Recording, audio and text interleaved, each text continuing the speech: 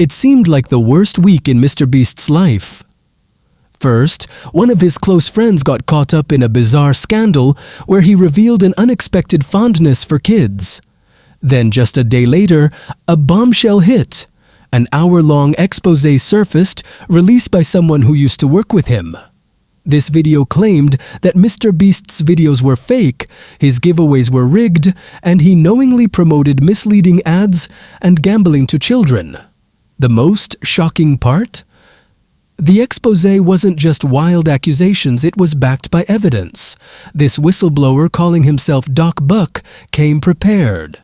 The sheer amount of proof he brought to the table was overwhelming, so much so that MrBeast quickly filed a lawsuit against him within 24 hours. But the allegations stuck with fans, sparking debates online. Could it be true? Could the beloved MrBeast, the king of YouTube, really be Mr. Cheat? Let's break it down. MrBeast runs the largest channel on YouTube with millions of viewers worldwide. It's hard to imagine someone with that level of fame trying to pull off something deceptive, especially since any lie would eventually unravel. A creator with a massive team, lawyers, accountants, editors, wouldn't risk their empire for a scam, right? But Doc Buck's claims were relentless. He said he had worked with MrBeast from February of this year until he was abruptly fired in May. Fueled by anger, Doc decided to spill all the secrets, starting with minor revelations, like MrBeast using CGI and visual effects in his videos. Of course, anyone with eyes could tell the videos used effects, so that accusation felt silly. But then, things escalated. Doc alleged that MrBeast's videos were staged and that winners were pre-selected. One claim that caught everyone's attention involved a participant nicknamed Big Mac. Big Mac appeared in 3 of MrBeast's videos, losing twice and winning $1 million in the last one. Fans loved him, rallying behind his underdog story, a random guy plucked from obscurity, struggling but finally hitting the jackpot. It was a feel-good tale straight out of a fairy tale, but Doc dropped a bombshell. He claimed Big Mac wasn't some random guy at all. According to Doc, Big Mac had moved to MrBeast's city months before the videos were filmed and was living in a mansion worth $1 million. He wasn't just a participant, he had allegedly been working as an editor on MrBeast's team for 2 months before appearing in the videos. The timing of this accusation was damning. Could it have been a coincidence? Maybe MrBeast did meet him randomly and decided to give him a job before filming. But then came the biggest accusation yet, shaking fans to their core. And this was just the beginning. The story was far from over. The next accusation was about a video titled 7 Days Stranded at Sea, which was set to hit an incredible 300 million views. The concept? MrBeast and his team supposedly spent 7 days on a wooden raft in the middle of the ocean, using supplies they were given to build shelter and survive. However, a clip from the video leaked, revealing empty beds on the raft, leading to claims that the team had actually been sleeping on a luxury yacht the entire time, merely pretending to endure the harsh conditions of the raft. But that wasn't all. The exposé went deeper, alleging that many of the so-called random participants in MrBeast's videos weren't random at all. They were either his employees, friends, or even relatives. For example, in the 100 Boys vs. 100 Girls video, where the winner took home $500,000, at least 2 of the girls were later identified as employees, and one was allegedly MrBeast's own girlfriend. Here's where things took an unexpected turn. Fans were relieved to discover that MrBeast's girlfriend was, in fact, a woman. This came as a surprise to some, given the persistent internet rumors about his close friendships with certain team members. The commenter humorously applauded this revelation, saying, "At least she's not a guy named Carlos." But they also added a caveat, remarking that in America, you can never be too sure these days. Despite these jabs, the issue wasn't with the gender of MrBeast's girlfriend or the participants' relationships to him. The real problem was the allegation that MrBeast manipulated video outcomes to ensure the most dramatic and entertaining results. By doing so, he was accused of deceiving viewers into believing in the fairness of his content. The next accusation was about a video titled 7 Days Stranded at Sea, which was set to hit an incredible 300 million views. The concept? MrBeast and his team supposedly spent 7 days on a wooden raft in the middle of the ocean using supplies they were given to build shelter and survive.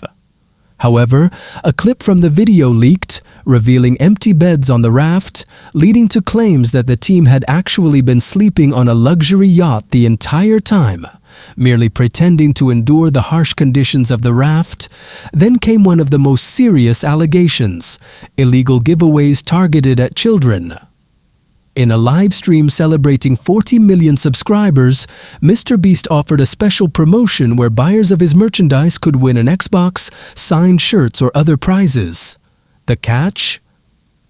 He frequently changed the terms, saying things like, "Buy within the next 5 minutes and you'll have a high chance of winning an Xbox," only to later say, "Actually, buy within the next 20 seconds.